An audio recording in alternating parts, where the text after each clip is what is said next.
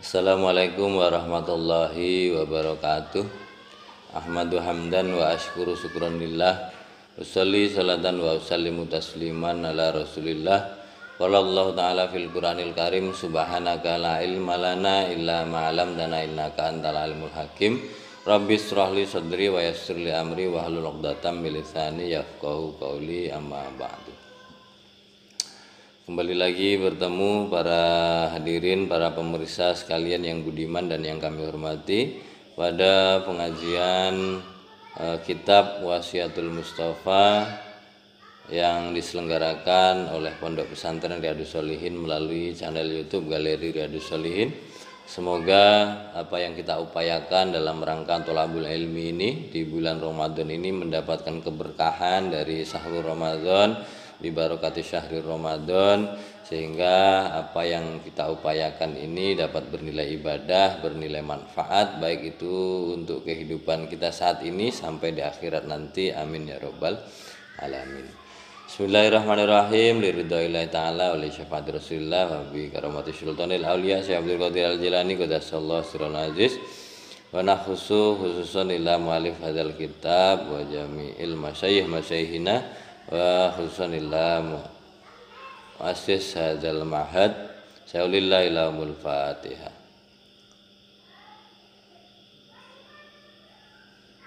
Bismillahirrahmanirrahim. Melanjutkan pertemuan yang kemarin. Bismillahirrahmanirrahim. Qala mu'allifu nafa'anallah fi ulumihim fid dharaini amin. Bismillahirrahmanirrahim. Faslun fi fununis satta, yang dalam nerangake piro-piro perincian nggih. Fan. Bismillahirrahmanirrahim. Ya Ali Ali.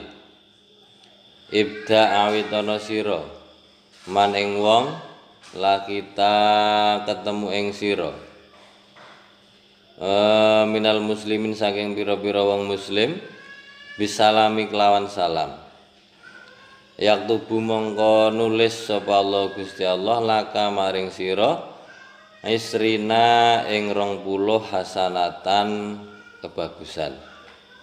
Waradulan jawab sira assalamu ing salam.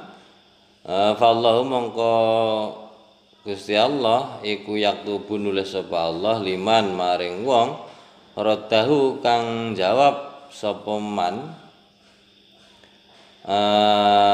ing salam nggih, berarti arba'ina ing 40 hasanatan kebagusan. Bismillahirrahmanirrahim. Jadi ini sudah masuk pasal terakhir ya, pasal terakhir dari kitab Wasiatul Mustafa ini. Jadi yang terakhir ini menerangkan tentang beberapa detail gitu. Faslun yang membahas tentang detail-detail tentang beberapa hal, perkara-perkara yang detail. Kemudian yang pertama tadi wasiat Rasulullah kepada Sayyidina Ali karramallahu wajhah, yaitu ya Aliyu ibda man la kita minal muslimin bisalam. Mulailah pertemuanmu dengan seorang muslim. Jadi ketika kita bertemu dengan seorang muslim itu disunahkan untuk membaca salam ya, mengucapkan salam, assalamu alaikum warahmatullahi wabarakatuh gitu ya. Jadi orang yang mengucapkan salam memulai pertemuan dengan seorang muslim kemudian membaca salam itu akan ditulis oleh Allah isrina hasanatan, 20 baginya kebaikan. Kemudian sebaliknya waradus salam Allahu yaktubu liman raddahu arba'ina hasanatan, dan barang siapa yang menjawab salam itu akan ditulis oleh Allah 40 kebaikan. Jadi memang menjawab salam itu kan hukumnya wajib, yang mengucapkan sunnah, yang menjawab hukumnya wajib. Jadi kalau yang sunnah diganjar 20 kebaikan, yang wajib diganjar oleh Allah 40 kebaikan. Ini sudah mafhum lah, sudah maklum semua, sudah gamblang. Kemudian bismillahirrahmanirrahim. Ya Ali Ali iya kau diosiro wal ghadaba lan sengit. Begini. Bismillahirrahmanirrahim. Ya Ali Ali iya kau diosiro al ghadaba yang sengit. Fa innahu mongko sak temene ghadab iku minasyaitoni saking seton, wa utawi ghadab iku akdaru luweh oleh nguasani ma perkara barang yakunu kang ana apa ma alaika ing atase sira fi halatin dalam tingkah fi halatil ghadabi yang dalam tingkah ghadab wa ya kalan wedya sira dakwatal mazlumi ing dongane wong kang zalim fa innallaha mongko sak temene Gusti Allah iku yastajibu nembadani sapa Allah lahu maring mazlum wa ing kana lamun ana sapa mazlum iku kafiron kafir fa alaihi mongko ing atase mazlum apa kufruhu kafire mazlum.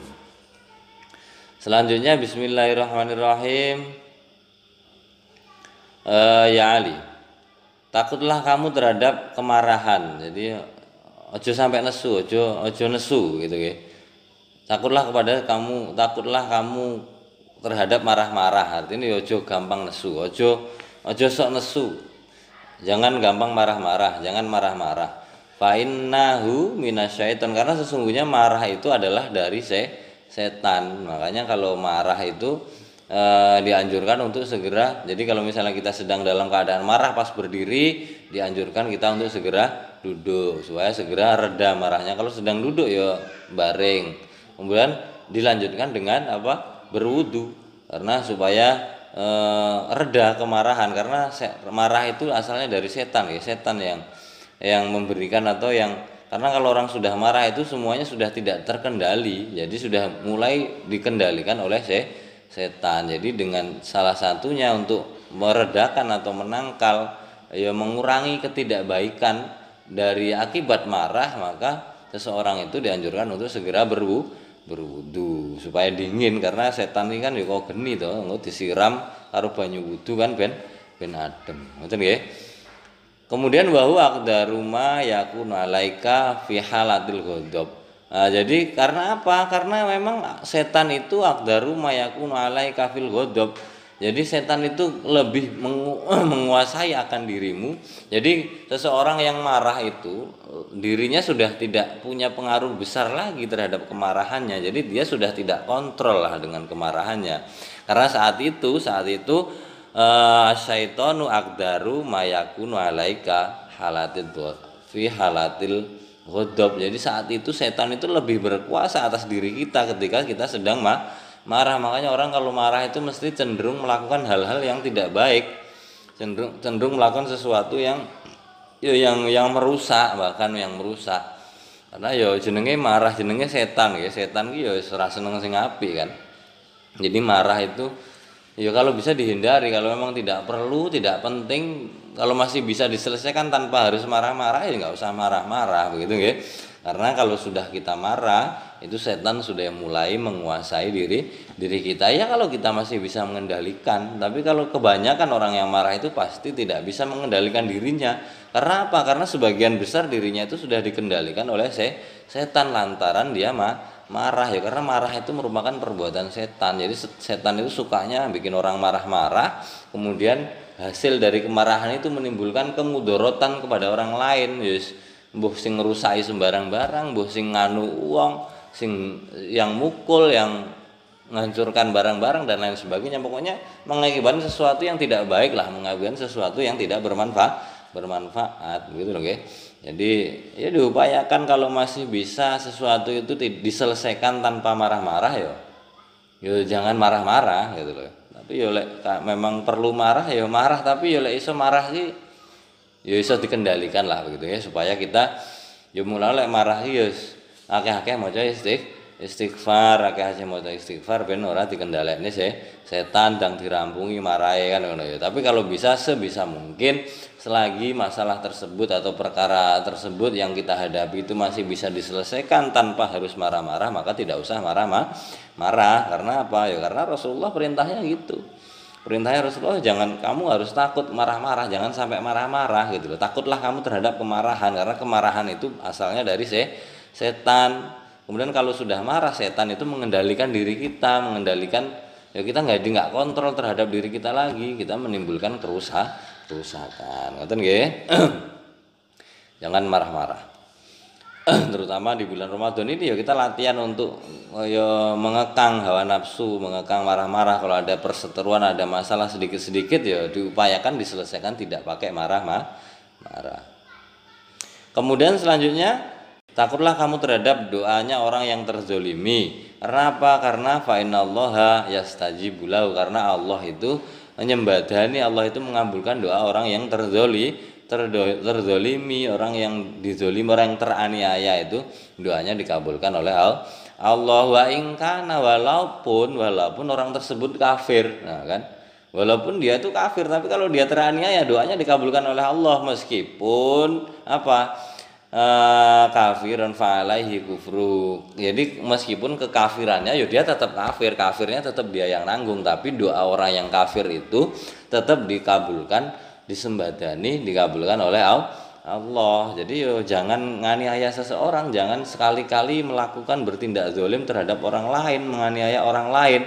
Karena meskipun orang yang kita aniaya itu orang kafir, itu doanya ya karena kan kafir ciptaan Gusti Allah toh. Kafir kan ya makhluknya Gusti Allah toh. Jadi jangan sekali-kali menzolimi, menganiaya orang lain walaupun orang lain tersebut adalah orang kafir. Artinya ya meskipun orang kafir, karena orang kafir tersebut kan tidak mengganggu kita gitu. Jadi orang kafir yang tidak mengganggu kita, tidak menzolimi awake dhewe ngono lho.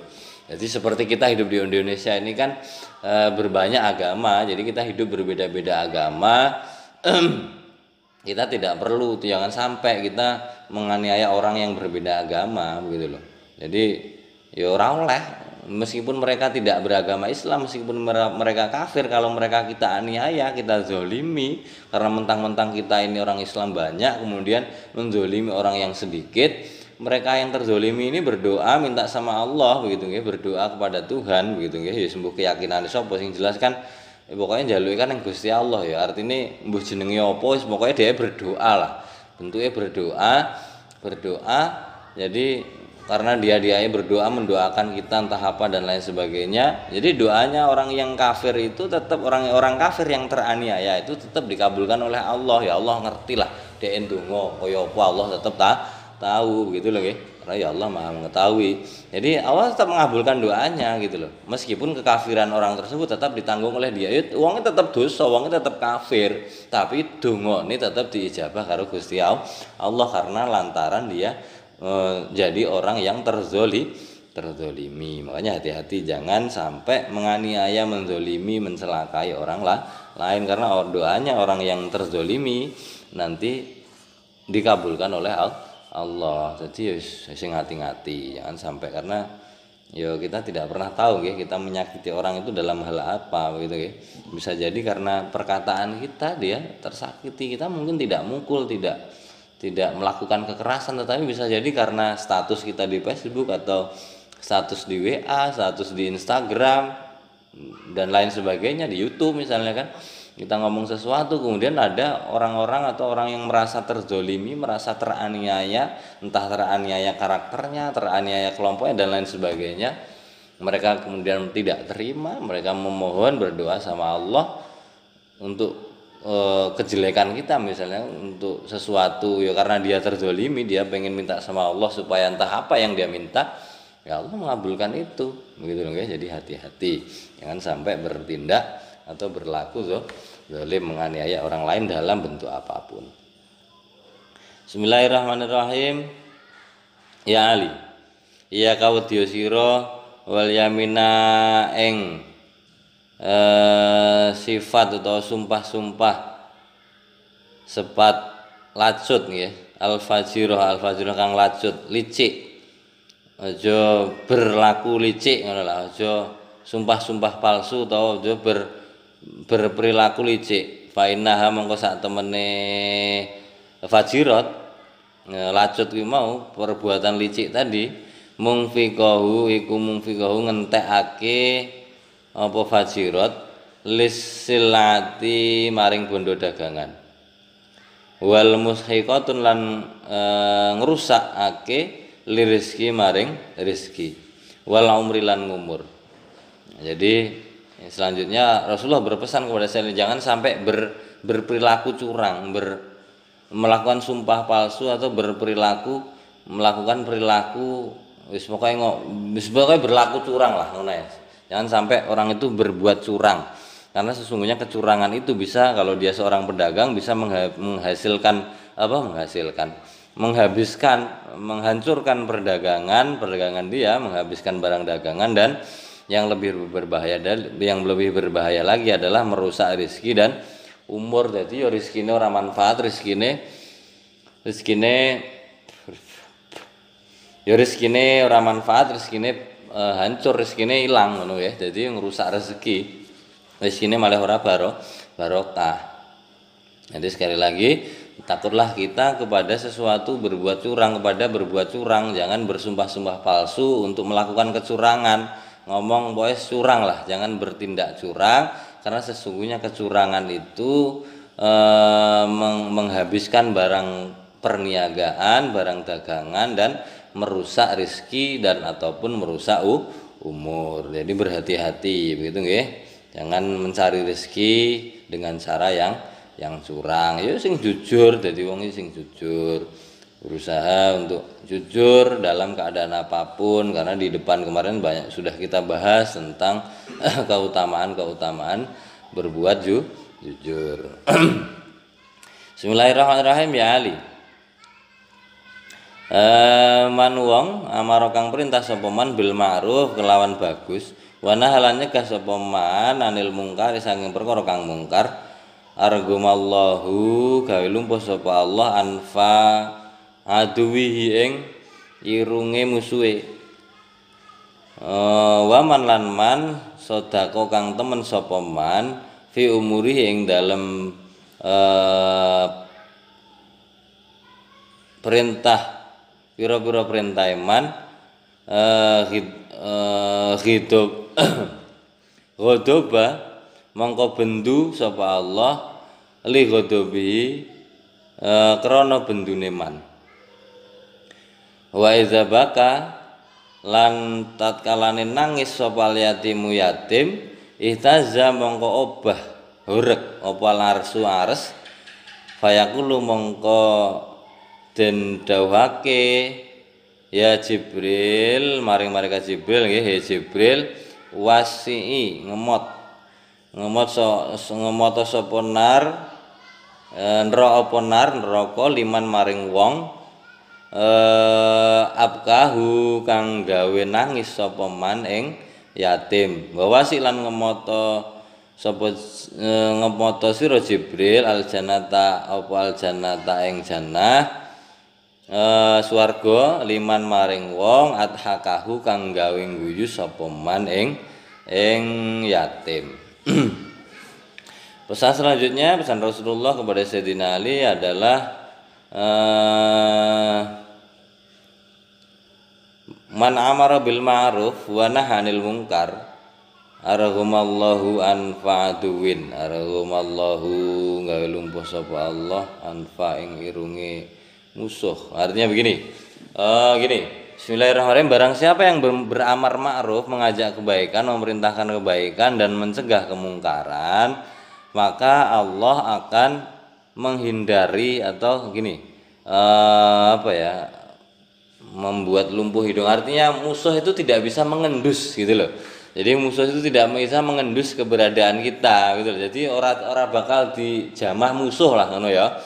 Jadi orang yang berbuat amar mengajak kepada kebaikan dan mencegah kemungkaran, ajak untuk mencegah kemungkaran. Jadi mengajak kebaikan dan mencegah kemungkaran itu nanti dia akan tidak diendus oleh musuh. Jadi tidak ditemukan oleh musuh.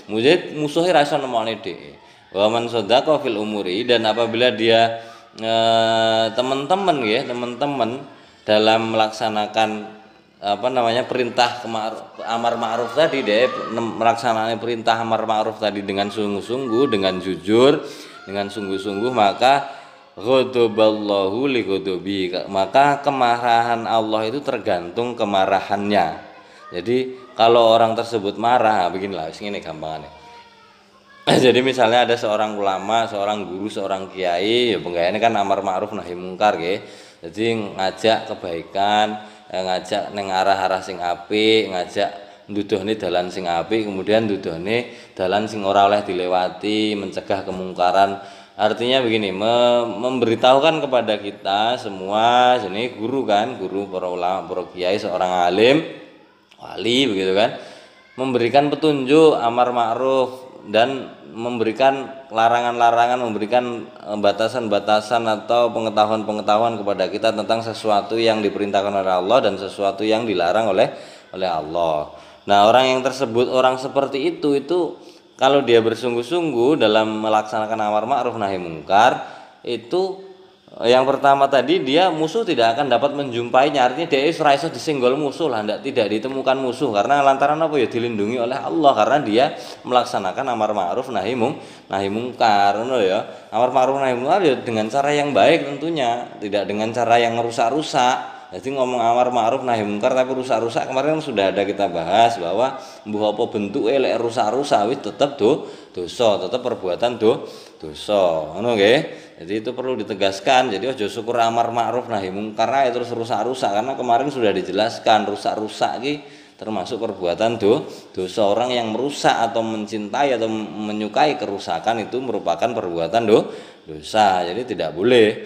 Kemudian dengan kesungguhan orang tersebut, dengan kesungguhan para guru tersebut, para alim, para ulama, para kiai yang melakukan amar ma'ruf nahi mungkar tersebut, itu berakibat apa? Berakibat kemarahan Allah itu tergantung kemarahannya. Artinya makanya jangan sampai kita bikin marah guru, jangan sampai bikin marah ulama atau kiai, karena yo seperti itu disampaikan Rasulullah. Kalau orang yang amar ma'ruf nahi mungkar itu sampai marah, maka Allah juga ikutan marah, ngono lho bahasane. Jadi jangan sampai bikin marah guru lah, gampangannya aja gawe marah guru, karena guru itu kan menyampaikan amar ma'ruf nahi mungkar. Ya aja gawe marah guru, sing santri-santri aja gawe nesu gurune, mergo nesune Allah iki tergantung nesune gurune, karena gurunya menyampaikan amar ma'ruf nahi mungkar dalam skala yang lebih luas, ya misalnya di lingkungan atau di suatu daerah atau di suatu negara bisa jadi begitu nggih.